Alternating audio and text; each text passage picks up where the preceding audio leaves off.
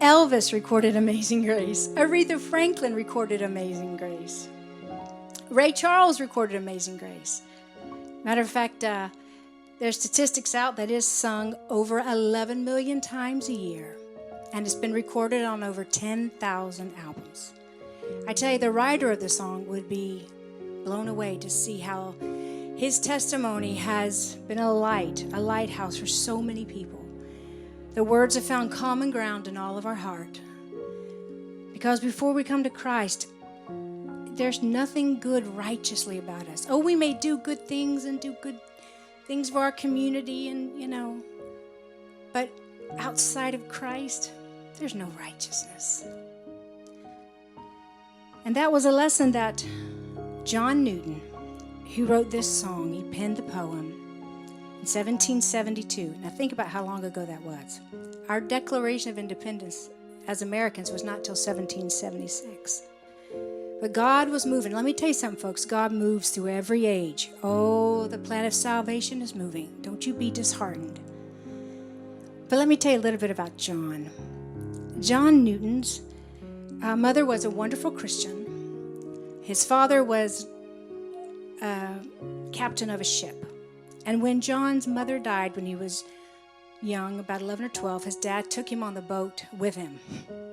1700s. No issues with child labor back then. But in that, sadly, Britain, as well as the New World, had brought in slavery from Africa. And for many years, John, so hurt by the death of his mother, he just hardened his heart to everything good, and he got into the slave trade. He became blind to the harsh conditions that people were being treated. He was blind to the fact that it was tearing up families. He was blind to the fact that it was hurting homes and destroying a precious people. He was just interested in the commerce.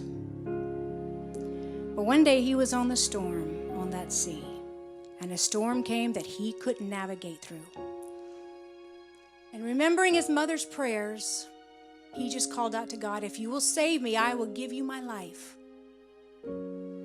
He made it through the storm. And then he realized that in a moment of desperation, as hard as he was, as blind as he had become to what was right, there was God's light shining on him in the middle of the slave trade. You say some people are too lost? No. You keep praying. Mom and dad and grandmas and grandpas and friends, we keep praying. You never know how God will answer prayer. John did give his life to the Lord, but he didn't make an immediate change. But through time, he began to see that the slave trade had to stop and be stopped. And he was highly influential in the life of a member of parliament named William Wilberforce, who for over 40 years fought and argued in Parliament against the slave trade. And it was finally passed. And then America followed soon in the 1800s. But John's story is one, he just didn't know if God's grace could reach him. Matter of fact, let me just read you something. This is from his own words. And this came from, remember the first song we did in this program? He who began a good work in you is able to complete it. Let me tell you what John said after he came to the Lord. He said, Newton prayed to God and made it through the storm, and the vessel drifted to safety.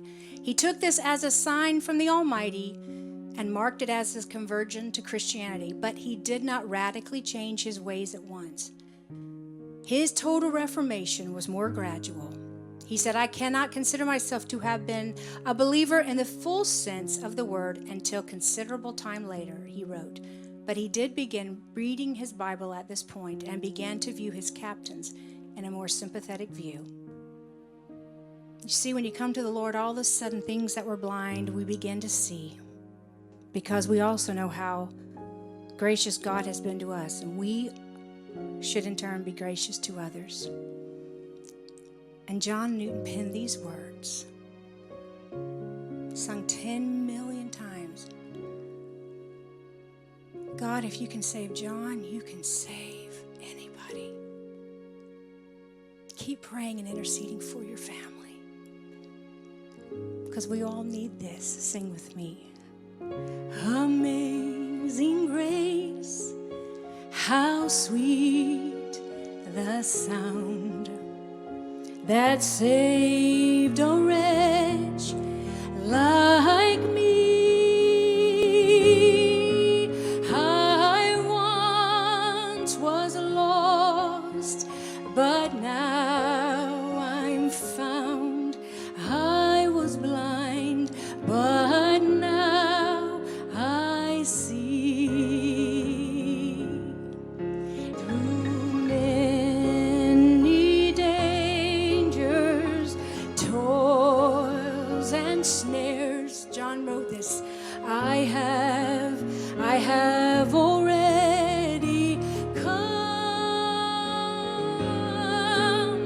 'Tis grace that brought me safe thus far, and grace will lead me home.